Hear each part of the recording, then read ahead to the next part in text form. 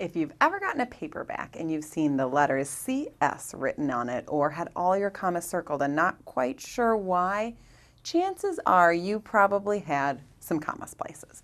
So we're going to talk about those comma splices and hopefully help you so that you don't see those marks anymore. So what a comma splice is it's essentially just when a comma is used unnecessarily, called a comma splice. Take a look at this example. The other day, I went to the store to get ingredients for guacamole. I got tomatoes, cilantro, and avocados. Then I remembered garlic. So it's a long sentence, but we've got a lot of commas in there. We've got one here, we've got one here, and we've got one here. So let's take a look at those. The other day, I went to the store to get ingredients. Now, going to the store to get ingredients is all part of the same verb phrase, so we don't want this comma here. We don't want to split up that verb phrase. And if we come here, I got tomatoes, cilantro, and avocado. So those are commas in a list. This one's okay. But if we look here then, comma, then I remembered garlic. Here we've got two independent clauses. I got tomatoes, cilantro, and avocados. And then I remembered garlic joined together with just a comma. And we know that that's not one of the comma rules. So we've got another comma splice here. So let's talk about some different ways to identify those unnecessary commas. So basic tricks are don't use a comma to split a subject and a verb up. Don't use a comma to split a compound subject. Don't use a comma to split a compound verb. And then here's the big one. Don't use a comma to join two independent clauses if that's all you're using. The simple fix to that is just to throw a fanboy in there. So we could say, I got tomatoes, cilantro, and avocados, and then I remembered garlic. And you've got a grammatically correct sentence. But if you're just using a comma to join those two independent clauses, you've got to add something else there. And finally, don't use a comma to split an independent clause from a dependent clause when the dependent clause follows it. So you don't need any mark there. Let's take a look at some examples. All right, this first one. I grow cilantro in my garden because it is one of my favorite herbs. So we've got a comma here, and that's actually a comma splice. If you look, we've got this first part of the sentence is an independent clause. It can stand on its own. It's got a subject and a verb.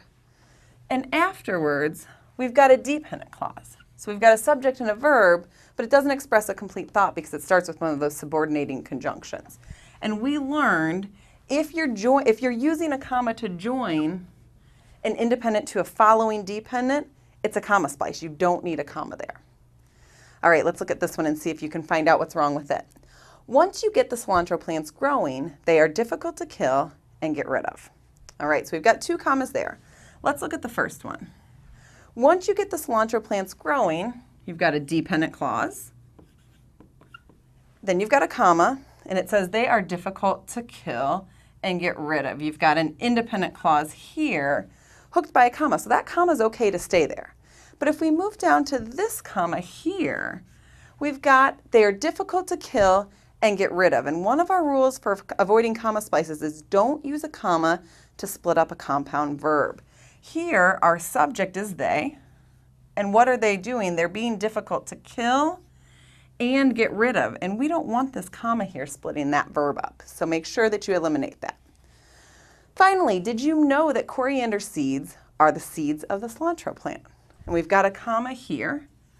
If we take a look at what it's splitting, over on this side, we've got coriander seeds, which is an object, kind of the subject of what we're talking about.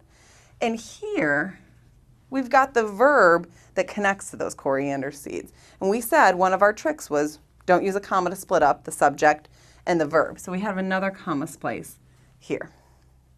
All right, let's step over here and see if you can find the comma splices in this sentence. So we've got fats found in avocados, olive oil, nuts, and fatty fish help lower overall and bad cholesterol.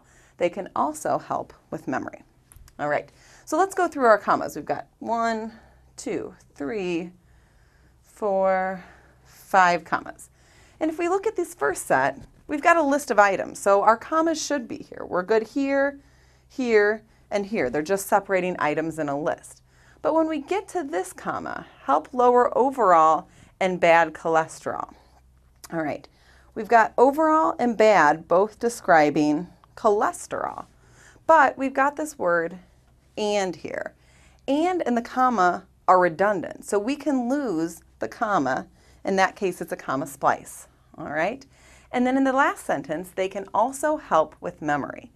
Again, we see a subject over here, part of a verb phrase here, and then the other part here with the comma in between. So we want to make sure we get rid of that so our whole verb phrase can stay together. So you've taken a look at some of the most common errors with comma splices. Just remember these simple tricks. Don't use the comma to split a variety of things. You should be good to go.